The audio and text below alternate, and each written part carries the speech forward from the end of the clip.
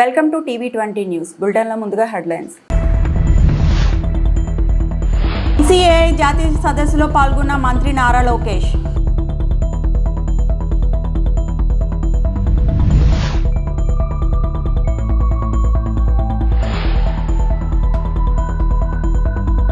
Rishikonda palace ను సందర్శించిన ఉప ముఖ్యమంత్రి పవన్ కళ్యాణ్.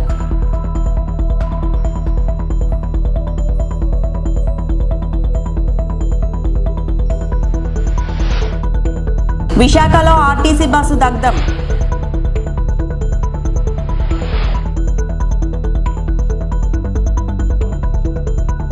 చార్టెడ్ అకౌంటెంట్లు బ్యాలెన్స్ షీట్లు వేసే వ్యక్తులు మాత్రమే కాదని, సమాజాన్ని సమతూకం చేసే సమర్థత ఉన్నవారని మంత్రి నారా లోకేష్ కితాబిచ్చారు. విశాఖలో నిర్వహించిన Indian institute of chartered accountants of India ICAI జాతీయ సదస్సులో మంత్రి పాల్గొన్నారు. పారిశ్రామిక విప్లవం వచ్చిన ప్రతిసారి ఉద్యోగాలు పెరుగుతాయని, AI వంటి టెక్నాలజీలను CAలతో సహా యువత అందిపుచ్చుకోవాలని పిలుపునిచ్చారు. Today we are at the cusp of the next industrial revolution. And there are always two sides of a coin to every industrial revolution. One side of the coin is the fear of losing jobs. The other side of the coin is every industrial revolution has created more jobs than it has replaced. Countries that have embraced industrial revolution have always benefited out of it. India is a great beneficiary of the IT revolution. That is where we were able to jump the entire manufacturing revolution and go straight to services. Today that opportunity is again in front of us in AI. And as a state and as a nation, we should embrace AI and take things forward. AI is here. AI is going to transform the sectors that we are all working in. As a political party, we have actually deployed AI on our entire database. We are running AI algorithms on our library, digital library, where we want to give access to our leaders, where including press notes with proper references, with proper data sets, they will be able to generate and give it out to the media. And also when we are having any discussions in the assembly, we want to enable them to have a meaningful debate and discussion using AI as a tool.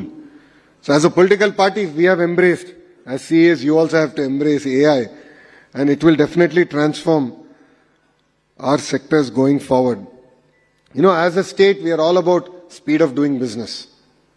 If you look at, TCS coming to Visakhapatnam, Cognizant coming to Visakhapatnam, or even Google setting up one of the largest data centers in the world here in Visakhapatnam. All these were possible because we delivered on our promise of speed of doing business. Pawan Kalyan Rishikonda palace ను సందర్శించారు. YCP హయాంలో రిషికొండపై నిర్మించిన భవన సదుపాయంలోకి వెళ్లి గదులను పరిశీలించారు. ఆయన వెంట మంత్రులు నాదెండ్ల మనోహర్, కందుల దుర్గేష్, జనసేన ఎంపీలు, ఎమ్మెల్యేలు, అధికారులు ఉన్నారు. రిషికొండ ప్యాలెస్ వైభవాలను వారు ఉప ముఖ్యమంత్రి పవన్ కు వివరించారు. భవనాల నిర్మాణానికి సదుపాయాలకు వెచ్చించిన మొత్తాన్ని తెలుసుకుని పవన్ ఆశ్చర్యం వ్యక్తం చేశారు. ప్రస్తుతం భవనాలు నిర్మించక ముందు ప్రభుత్వానికి ఎంత ఆదాయం వచ్చేది, వీటి నిర్మాణం తర్వాత ప్రభుత్వంపై ఎంత మేర భారం పడుతుందనే వివరాలపై పవన్ కళ్యాణ్ ఆరా తీశారు. ప్యాలెస్ నిర్మాణం ముందు ప్రభుత్వానికి నెలకు సుమారు 50 నుంచి 60 లక్షల మేర ఆదాయం వచ్చేదని అధికారులు, మంత్రులు పవన్ కు వివరించారు. ఇప్పుడు ఎలాంటి ఆదాయం రాకపోగా భవనాల నిర్వహణకే అదనంగా వెచ్చించాల్సి వస్తుందని తెలిపారు. 7 బ్లాక్స్ నిర్మాణానికి వాళ్ళు చేశారు. అది కూడా ఏం చేశారంటే ఎక్స్టెన్షన్ ఆఫ్ ఎగ్జిస్టింగ్ రిసార్ట్ కింద చెప్పారు. వాళ్ళు గవర్నమెంట్ జీవోలో ఏముందంటే existence redevelopment of existence resort, that's how they have raised the bill. దాంట్లో 2 బ్లాకులే పెట్టారు. ఫస్ట్ వాళ్ళు పెట్టింది ఏంటంటే 7 బ్లాక్స్ లో బడ్జెట్ ఒకదానికి 90 పైన, ఇంకో దానికి 70 పైన, 2 phases లో ఇంతే. వాళ్ళు స్టార్ట్ చేసినప్పుడు 164 కోట్ల రూపాయలు, 164 కోట్ల రూపాయలతోటి 7 బ్లాక్స్ ప్లాన్ చేశారు. కట్టేటప్పటికి అది ఆ 7 బ్లాక్స్ గా పూర్తి చేయాలి. 4 బ్లాకులకి అంటే మనం చూస్తే 4 బ్లాక్ అంటే బిల్డింగ్ కాదు, residential block is 1, CMO office is 1. ఇవన్నీ కూర్చొని అలాగా వాళ్ళు 7 బ్లాకులు ప్లాన్ చేసుకుంటే 4 బ్లాకులే కట్టారు. 7 బ్లాకులకి వాళ్ళు ప్లాన్ చేసినప్పుడు 92 కోట్లు ఫస్ట్ ఫేజ్, రెండో ఫేజ్ 53 కోట్లు. సో రెండు కొంచెం అటు ఇటుగా పెడితే 160 కోట్ల పై చిలుకు వాళ్ళ ఒరిజినల్ ప్లాన్. అది ఏదైనా సరే ఇంకో చోట పైకి వెళ్ళిందంటే ఒక 2 అవుతుంది. కానీ ఇది 454 కోట్లు అనేది not even for the entire 7 blocks. It is only 4 blocks. 4 బ్లాకులకే 454 కోట్లు అయింది. ఒరిజినల్ ప్లాన్ 92 కోట్లు ఫస్ట్ ఫేజ్, సెకండ్ ఫేజ్ దీనికి. లోపలికి వెళ్ళి చూసి నేను వచ్చినప్పటి నుంచి కూడా మమ్మల్ని ఒక గత కాలం రానివ్వలేదు. ఇప్పుడు ఏమైపోయింది, ఒక డ్యామేజ్ జరిగిపోయింది. ఋషికొండ ఒకప్పుడు ఇక్కడ రిసార్ట్స్ ఉన్నప్పుడు టూరిజం మన శాఖకి ఆదాయం 7 కోట్లు ఉంది. సో 7 కోట్ల ఆదాయం కోల్పోగా ఇప్పుడు అదనపు భారం 453 కోట్లు పడి ఇప్పుడు కరెంటు బిల్లు ఆదాయ మన సంవత్సరానికి కట్టాల్సిన ఇంకా ఉపయోగించకుండా జస్ట్ అది లైట్లు వేసి అప్పుడప్పుడు ఏసీ లాంచ్ చేయడానికి ఉట్టినాయి. జస్ట్ ఆన్ చేసి ఆఫ్ చేయడానికి పనిచేస్తున్నది సక్రమంగా అనుకోవడానికి అది సంవత్సరానికి ఒక ₹1 కోటి పైన 15 లక్షలు అవుతుంది. దాన్ని బట్టి అర్థం చేసుకోండి. ఈ మెయింటెనెన్స్ వీటికి 1.5 కోటి అవుతుంది, జస్ట్ మేయర్ మెయింటెనెన్స్. ఇదివరకు 7 కోట్ల ఆదాయం. ఇప్పుడు మేము అన్ని చూసిన తర్వాత లోపల వెళ్ళి పర్యవేక్షిస్తే ఇప్పుడు దాకా వాళ్ళు డ్యామేజ్ చేశారు. ఈ టాయిలెట్స్ ఎన్ని కోట్లు, టబ్బు ఇవన్నీ ఇంకా అయిపోయినాయి, ప్రజల్లోకి వెళ్ళిపోయినాయి. మా కుటుంబ ప్రభుత్వం నుంచి మేము PSC chairman, civil supplies minister Manohar గారితో, టూరిజం శాఖ మంత్రివర్గంతో అందరితో కూర్చున్నప్పుడు, నాతో అంటే జనసేన సభ్యులతో కూర్చున్నప్పుడు, గౌరవ శాఖ సభ్యులతో కూర్చున్నప్పుడు సుగాలి ప్రీతి కేసుపై కీలక వ్యాఖ్యలు చేశారు AP deputy CM Pawan Kalyan. తాను డిప్యూటీ సీఎం బాధ్యతలు స్వీకరించగానే నేను తీసుకున్న తొలి నిర్ణయం సుగాలి ప్రీతి కేసు అని గుర్తు చేసుకున్నారు. ఆ పాపకి న్యాయం జరగాలి, ఏమి జరిగింది అని అడిగా. సుగాలి ప్రీతి కేసు త్వరిత పరిష్కారం కోసం నేను సిఫార్సు చేశాను. సిఐడి చీఫ్, డిఐజీ, హోంమంత్రికి వెంటనే ఆదేశాలు ఇచ్చాను. బాధిత కుటుంబానికి న్యాయం జరిగేలా చూడాలని నేను స్పష్టంగా చెప్పాను. అయితే అప్పట్లో ఎవరైతే కుట్ర వెనుక ఉండి చెప్తున్నారో డిఎన్ఏ తారుమారు చేశారు, ఒత్తిడి చేసి భూములు అన్ని ఇచ్చేసి సాక్ష్యాలు తారుమారు చేశారని సంచలన వ్యాఖ్యలు చేశారు. డిఎన్ఏ సాక్ష్యాలు మ్యాచ్ కావడం లేదు అని పోలీసులు చెప్తున్నారు. ఇది వాస్తవం. వివేకానంద రెడ్డిని చంపేశారు అని అందరికీ తెలుసు. ఎవరైతే నిందితులు ఉన్నారో ఒక్కొక్కరిని చంపేస్తున్నారు.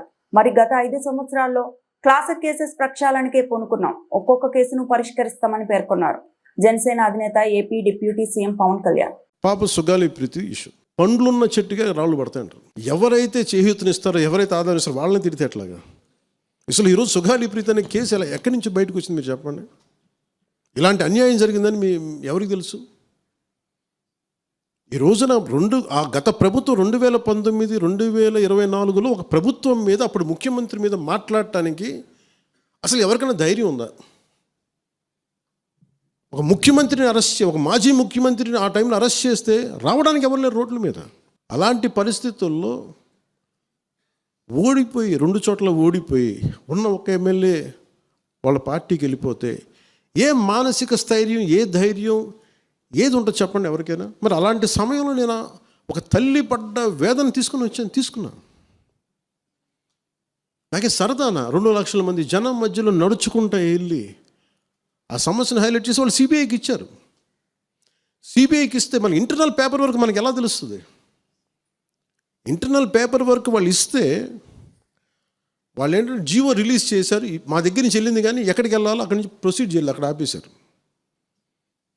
హోంశాఖ నుంచి వెళ్ళింది సెక్రటేరియట్లో ఎక్కడో నెక్స్ట్ ఫైల్ ఢిల్లీకి వెళ్ళాల్సిన అక్కడ ఆపేశారు. మేము హోంమంత్రికి మేము సిబిఐకి పంపించేసాం అంటే లెటర్ చేశారు, లాక్ చేసి లాకర్లో పెట్టారు. ఇది జరిగింది. ఈ ప్రాసెస్లో ఏం చేశారు, వాళ్ళకి ఈ కేసు కొంచెం సెన్సిటివ్ కేసు కాబట్టి మీకు చెప్తాను. సుగాలి ప్రీతి నేను ఎందుకు కొంచెం సున్నితంగా మాట్లాడాలి ఈ విషయం ఏదంటే, మీకు ఒక అన్యాయం జరిగినప్పుడు, ఎవరికైనా ఒక అన్యాయం జరిగినప్పుడు మనం ఏం చేస్తామంటే నాకు ఆ వ్యక్తికి శిక్ష పడాలి, ఇంకింతే ఉండాలి. వాళ్ళు ఏం చెప్తున్నారంటే, ఎవరైతే ఈ వెనకున్నారో మరి గవర్నమెంట్ ద్వారా వచ్చారు, గత ప్రభుత్వం ఎలా వచ్చారో వాళ్ళు ఏం చేశారంటే, మనం పెట్టిన ఒత్తిడి ఆ రోజు 2 లక్షల మంది మనం జనంతో తీసుకెళ్ళి అది నేషన్ వైడ్ ఇష్యూ అయ్యేటప్పటికి వాళ్ళు చేసింది ఏంటంటే, మనం చేసిన పోరాటం వల్లే ఎస్సీ ఎస్టీ అట్రాసిటీ కేసు బాధితులకు చట్ట ప్రకారం ఇచ్చే ప్రయోజనాలు, పరిహారాలు వారి కుటుంబానికి దక్కాయి. కర్నూలు రూరల్ మండలం దిన్నెదేవరపాడులో 5 ఎకరాల వ్యవసాయ భూమిని కేటాయింపబడింది. ఆ గ్రామం కర్నూలు నగరానికి 9 కిలోమీటర్ల దూరంలో ఉంది. ఈ రోజున మార్కెట్ వాల్యూ కనీసం ఎకరాకది వాళ్ళు చెప్పడం మీరు క్రాస్ చెక్ చేసుకుని 2 కోట్ల వరకు ఉంటుందని చెప్తా ఉన్నారు. విశాఖ నగరంలో అక్కేపాలెం శాంతిపురం జాతీయ రహదారిపై ఆర్టీసీ బస్సు దగ్ధమైంది. షార్ట్ సర్క్యూట్ కారణంగా ఈ ప్రమాదం జరిగింది. మంటలు గమనించిన డ్రైవర్ వెంటనే బస్సును నిలిపివేశాడు. శుక్రవారం ఉదయం కోర్మనపాలెం నుంచి విజయనగరం వెళ్తున్న 111V ఆర్టీసీ బస్సులో మంటలు చెలరేగాయి. ప్రయాణికులంతా దిగిపోవడంతో ప్రాణ నష్టం తప్పింది. మంటలు భారీగా చెలరేగడంతో బస్సు పూర్తిగా దగ్ధమైంది. పెట్రోల్ బంక్ పక్కనే ఉండడంతో స్థానికులు ఆందోళనకు గురయ్యారు. సమాచారం అందుకున్న అగ్నిమాపక సిబ్బంది స్థలానికి చేరుకుని మంటలార్పారు. బస్సులో 130 మందికి పైగా ప్రయాణించినట్లు కండక్టర్ తెలిపారు. ఎవరికీ ఎటువంటి ప్రాణహాని నష్టం జరగలేదన్నారు. ఈ ప్రమాదంలో ప్రయాణికులకు ఎలాంటి ప్రాణహాని జరగలేదని ఆర్టీసీ ఆర్ఎం అప్పలనాయుడు తెలిపారు. బస్సు సిబ్బంది వెంటనే గుర్తించి అప్రమత్తం చేశారన్నారు. ఈ ఘటనపై విచారణ చేస్తున్నట్లు పేర్కొన్నారు. విశాఖ పర్యటనలో ఉన్న మంత్రి మండిపల్లి రాంప్రసాద్ రెడ్డి ఘటనా స్థలానికి చేరుకున్నారు. ఇటువంటి ఘటనలు పునరావృతం కాకుండా చూసుకోవాలని మంత్రి ఆదేశించారు.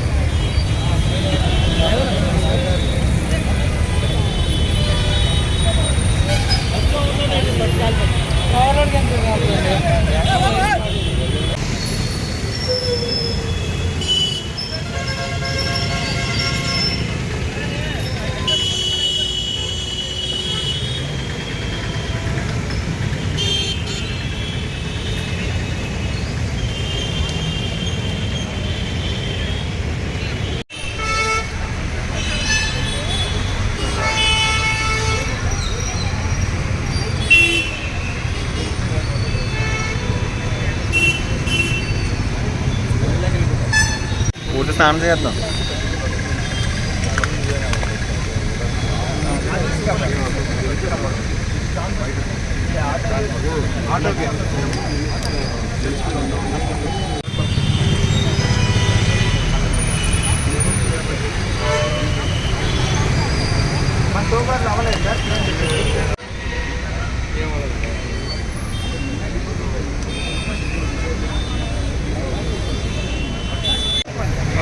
ఈ డ్రైవర్ కూడా 5-6 సార్లు తిరిగాడు సార్. ట్రైనింగ్ ఇచ్చాం కాబట్టి సడన్గా 10 సంవత్సరాలు ఎఫ్ఆర్పి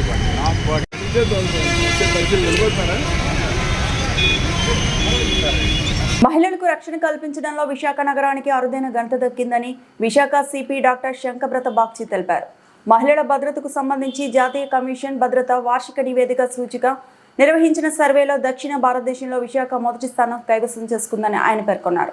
పోలీస్ కమిషనరేట్ సమావేశ మందిరంలో గురువారం సాయంత్రం జరిగిన మీడియా సమావేశంలో సిపి వివరాలను వెల్లడించారు. జాతీయ మహిళా కమిషన్ చైర్పర్సన్ విజయ్ రహత్కర్ వెల్లడించిన నివేదిక ప్రకారం కోహిమా, విశాఖపట్నం, భువనేశ్వర్, ఐజోల్, గాంగ్టోక్, ఇటానగర్, ముంబై అగ్రస్థానాల్లో నిలిచాయన్నారు. మహిళల విషయంలో జాతీయ భద్రతా స్కోరు 65% తేలిందన్నారు. విశాఖ నగరంలో మహిళల భద్రతకు షీ టీమ్స్, డ్రోన్ సర్వే లైన్ల ద్వారా నిఘా శక్తి యాప్, బీచ్ పెట్రోలింగ్లతో పాటు వినూత్న కార్యక్రమాలు చేపడుతున్నామని సిపి తెలిపారు. నగర సిపిగా బాధ్యతలు తీసుకున్న తర్వాత మహిళలకు భద్రతాపరమైన సహాయం కొరకు తన వ్యక్తిగత ఫోన్ నెంబర్లు ఇవ్వడం జరిగిందన్నారు. Safest city for women in India, అందులో నార్త్ ఈస్ట్లో చాలా సిటీస్ ఉన్నాయి. కోహిమా, ఐజాల్, గ్యాంగ్టాక్ అండ్ ఇటానగర్. కానీ మెయిన్ల్యాండ్, ఇండియా మెయిన్ల్యాండ్లో 3 సిటీస్ మాత్రమే ఉన్నాయి: ముంబై, భువనేశ్వర్ అండ్ విశాఖపట్నం. సౌత్ ఇండియాలో విశాఖపట్నం మాత్రమే ఒకే ఒక city found to be safest for women in India. ఈ సర్వే చేయడం జరిగింది. 12,770 లేడీస్ ఈ సర్వేలో పాల్గొన్నారండి. రాంచీ, శ్రీనగర్, కోల్కతా, ఢిల్లీ, ఫరీదాబాద్, పట్నా, జైపూర్ అది లోయెస్ట్ ర్యాంక్ వచ్చింది in women safety as per this report. So Rahatkar madam, chairperson national commission for women ఈ సందర్భంగా ఉమెన్ పోలీస్ ఆఫీసర్స్ చేస్తున్న మంచి పని మేడం అప్రిషియేట్ చేశారండి. And women help line, CCTV coverage, safety network ఇవన్నీ మేడం ఫోకస్ చేశారండి. మన వైజాగ్ సిటీ చూస్తే మన అందరికీ తెలుసు 1 జూలై నేను చార్జ్ తీసుకున్న తర్వాత లాస్ట్ ఇయర్ నా పర్సనల్ కాంటాక్ట్ నెంబర్ లేడీస్కి ఇవ్వడం జరిగింది. నాకు పగలు రాత్రి ఎప్పుడైనా మన సిటీలో లేడీస్ అన్సేఫ్ ఫీల్ అయితే వాళ్ళు నాకు కాంటాక్ట్ చేస్తున్నారండి. చాలామంది లేడీస్ని ఆత్మహత్య నుండి కూడా నేను కాపాడగలిగాను వాళ్ళు చేస్తున్న కాల్స్ ఇమీడియట్గా రెస్పాండ్ అయ్యి. Similarly drone surveillance, 2-wheeler patrolling, 4-wheeler patrolling, beat servicing beat service, she teams, తర్వాత పోలీస్ స్టేషన్ వెళ్ళిన తర్వాత కూడా లేడీస్ అక్కడ న్యాయం జరగకపోతే అక్కడ నుండి నాకు కాల్ చేస్తే కూడా నేను కన్సర్న్డ్ ఇన్స్పెక్టర్, సబ్ ఇన్స్పెక్టర్కి చెప్పి వాళ్ళకు న్యాయం జరిగేటట్టు చేస్తున్నాం. మన దగ్గర దిశ పోలీస్ స్టేషన్లో విమెన్స్ లేడీస్కి మంచి హెల్ప్ దొరుకుతుంది. దిశ యాప్ ద్వారా కూడా వాళ్ళు హెల్ప్ తీసుకుంటున్నారండి. షీ టీమ్స్ కూడా బాగా పనిచేస్తున్నారండి. అండ్ శక్తి టీమ్స్ బాగా పనిచేస్తున్నారండి. శక్తి యాప్ కూడా బాగా ఇక్కడ పాపులర్ అయింది.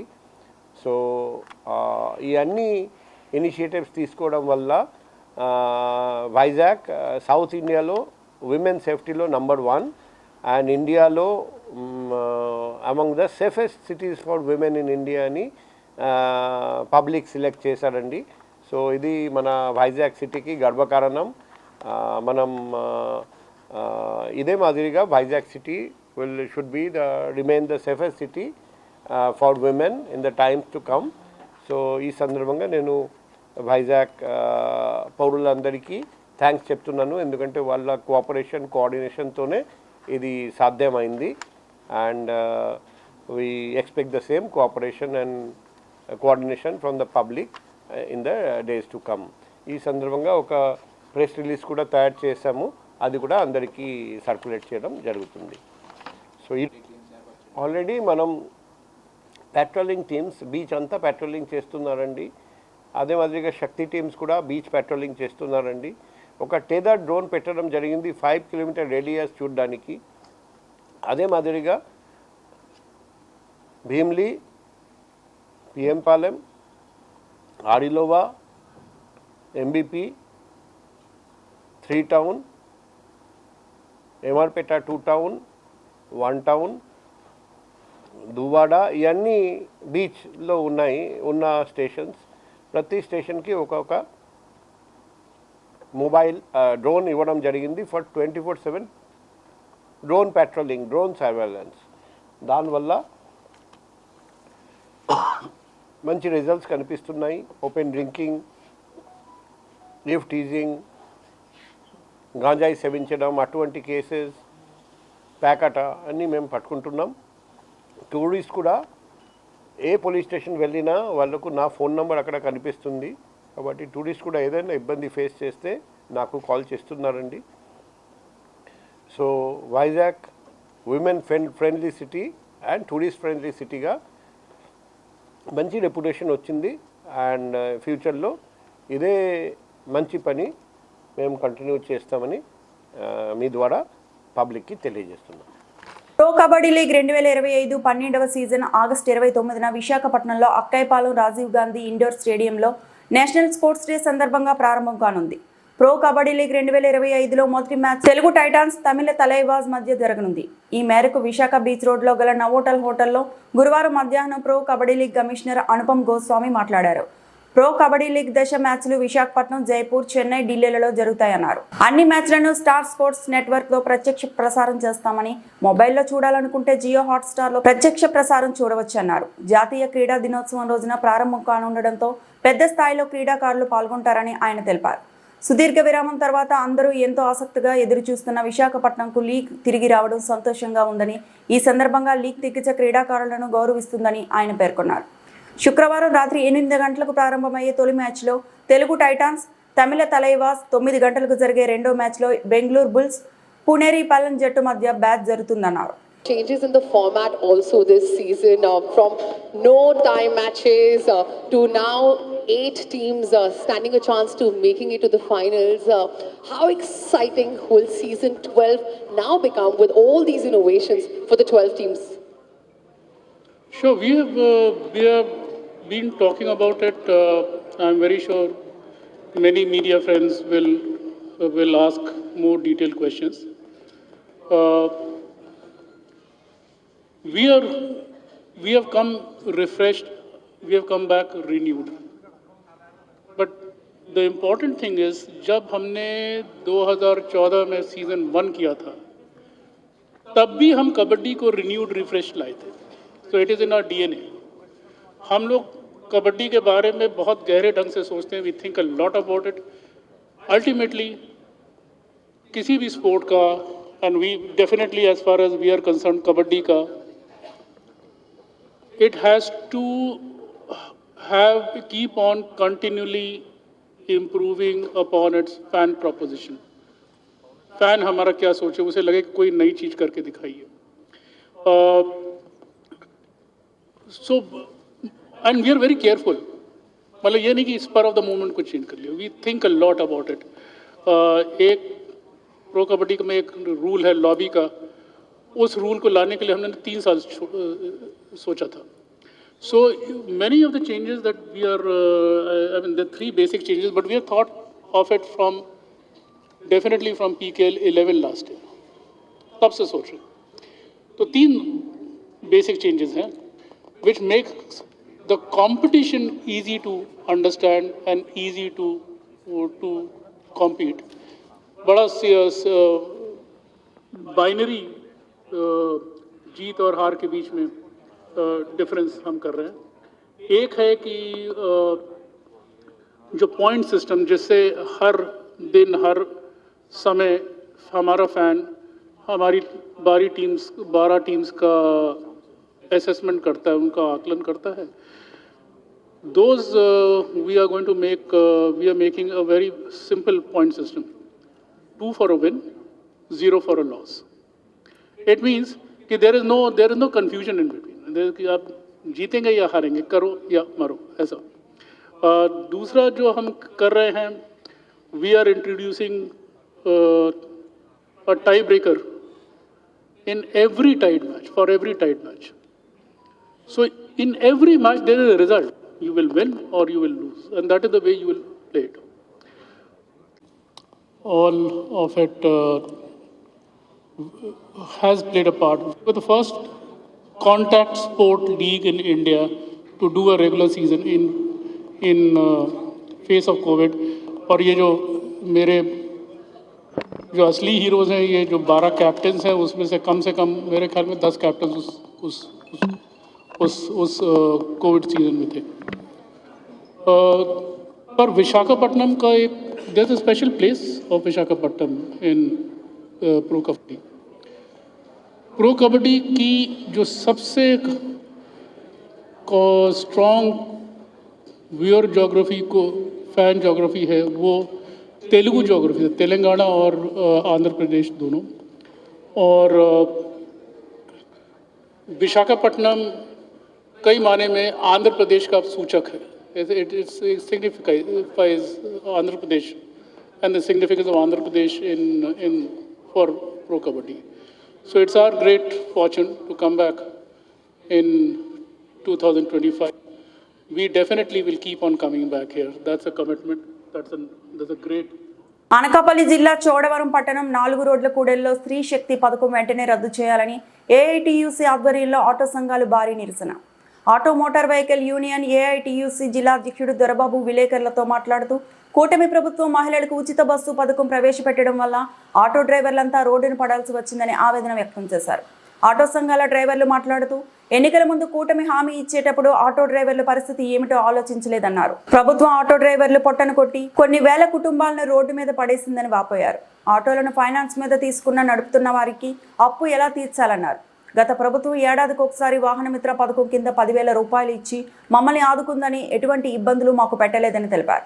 అనంతరం కొత్తూరు కోడలిలో కంటైనర్కు పైగా రాస్తారోకో చేసి బైఠాయించడం, ఇటు గోవాడ అటు వడ్డాది రెండు వైపులా వాహనదారులు ప్రయాణికులు ఇబ్బందులు పడ్డారు.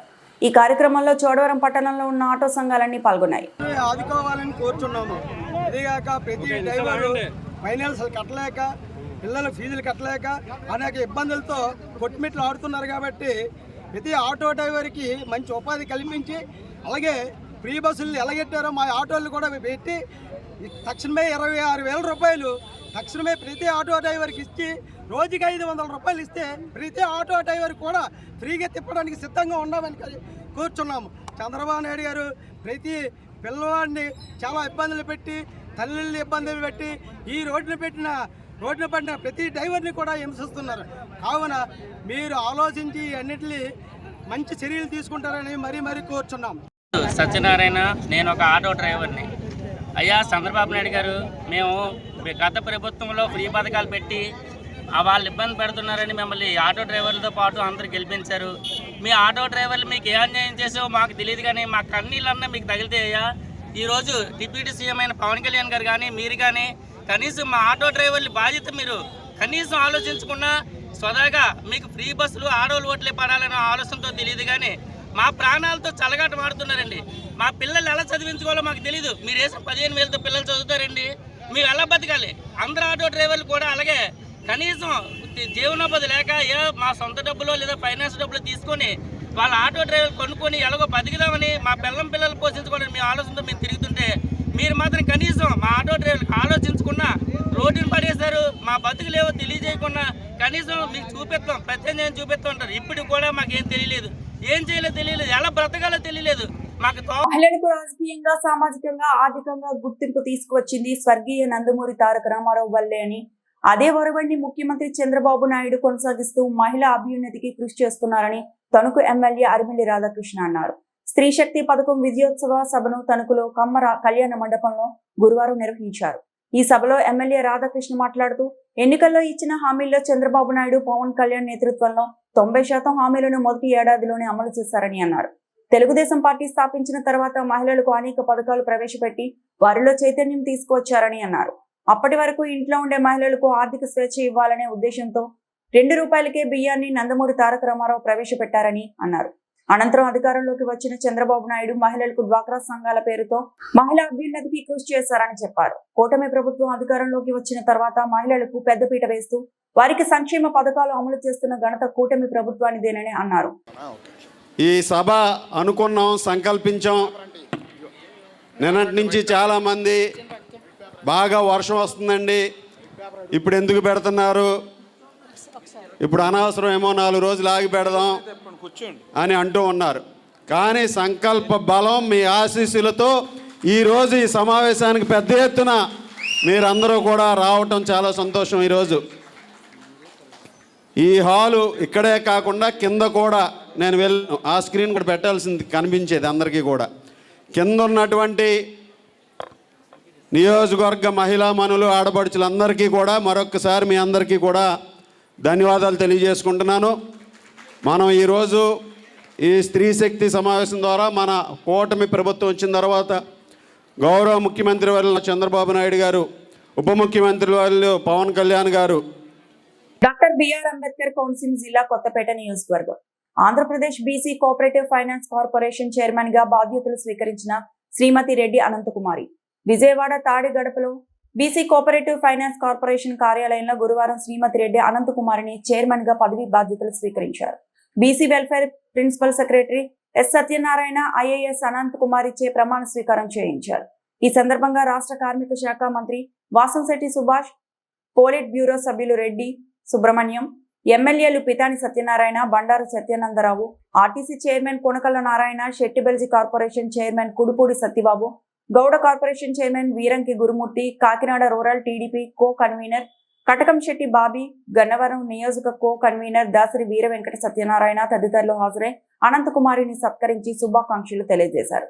State BC corporation vice chairman and managing director doctor A Mallikarjun, IAS BC corporation general manager G Bheemashankar, పలువురు అధికారులు మరియు Ramachandrapuram market committee sub chairman అక్కల Rishwanth Roy, Ambajipeta market committee chairman Chitturu Srinivas, project committee chairman Gubbala Srinivas, Chaganti Swamy, Maddala Subrahmanyeswararao, Gudala Phani, Appikonda Narasimhaswamy, Molleti Srinivas, Bonam Babu, Pattipati Uma Maheshwari.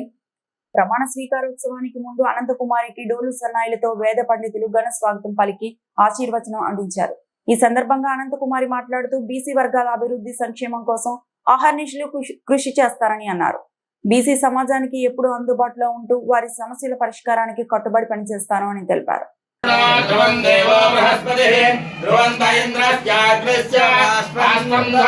అంతఃకరణ శుద్ధితో నిర్వహిస్తానని భయం గాని పక్షపాతం గాని రాగద్వేషాలు గాని లేకుండా ఆంధ్రప్రదేశ్ రాష్ట్ర వెనుకబడిన తరగతుల కార్పొరేషన్ యొక్క మార్గదర్శకాల ప్రకారం ప్రభుత్వ విధి విధానాలను అమలు చేస్తానని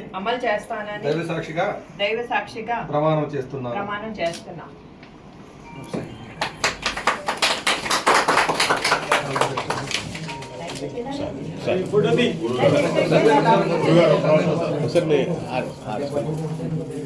ఈ వార్తలు ఇంతటితో సమాప్తం.